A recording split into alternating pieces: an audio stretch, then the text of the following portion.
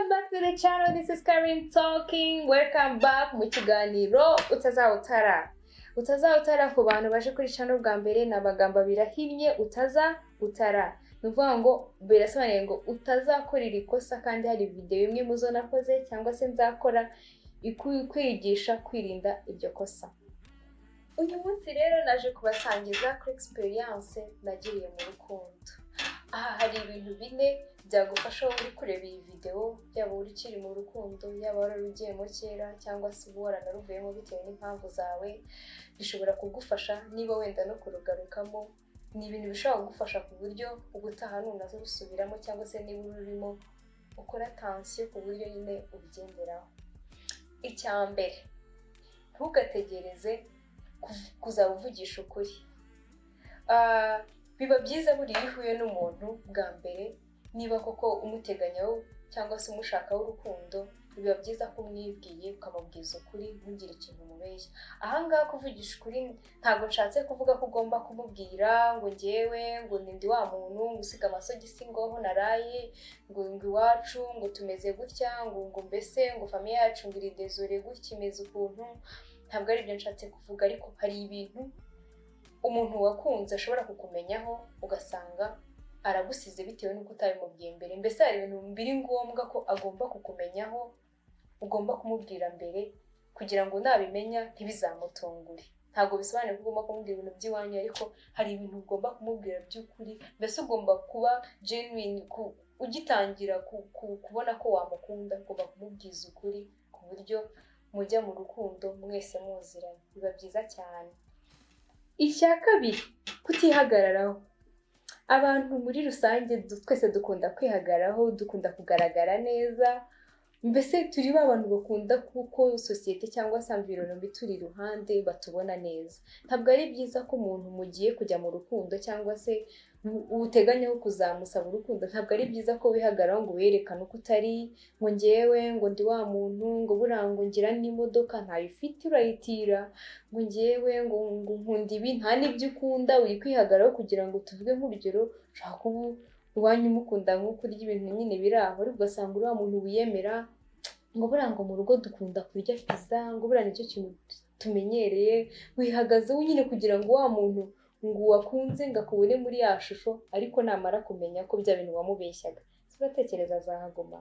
Ntabwo bishoboka. Niyo mpamvu niba koko ugiye kwinjira mu rukundo cyangwa se uri kumuteganyaho kuzamubwira ko umukunda, wihagararaho, erekana uko uri.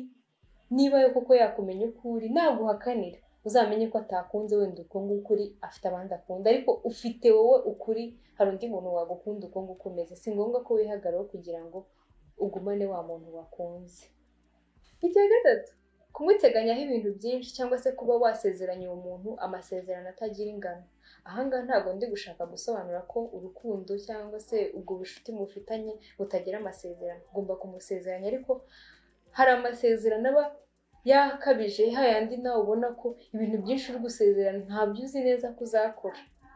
Hari ukuntu ujya mu rukundo n'umuntu ukavuga ati byanga bikunda iki kintu azakinkorera iki ngiki, ugasanga nyine umuteganyijeho ibintu byinshi. Ni ukuvuga ngo ibintu byose utajya kubona uri guteganya ko azajya biguha.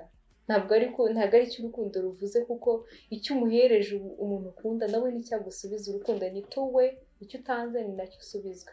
Rero wijya guteganya ibintu byinshi, kuko nujya guteganya ibyo bintu byinshi ukabibura, niho hazava kuba wabaye ubona bitakiguhagije. Ntabwo aguhagije noneho kuko wamuteganyijeho ibintu byinshi ntabyo uri kubona. Ingaruke ku masezerano hano, umusezeranya ibintu byinshi bitagira ingano, mbese n'ibidashoboka upfa kumusezeranya gusa kugira ngo ubone ko wamushimisha.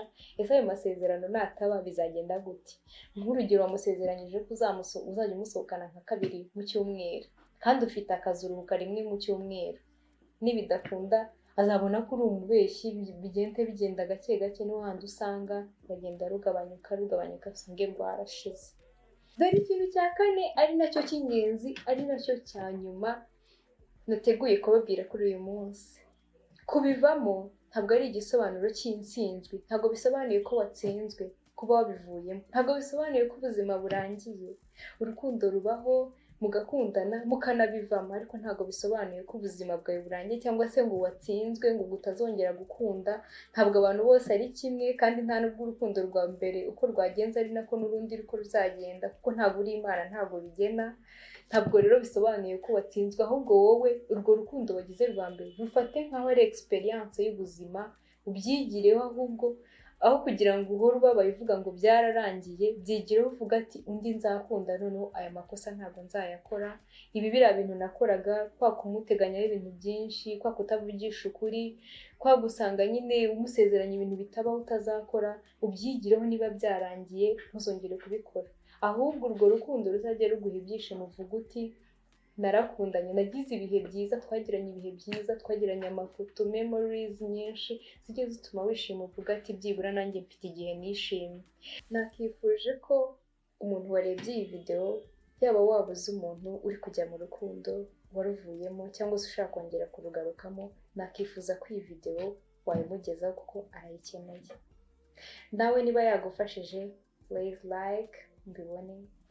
Niba kandi ufite abo bantu baba bayikeneye, sharinga. And if you like more of these videos, kora subscribe kugira ngo ujye ubona notification zindi video zagufasha, kuko birafasha mu buzima.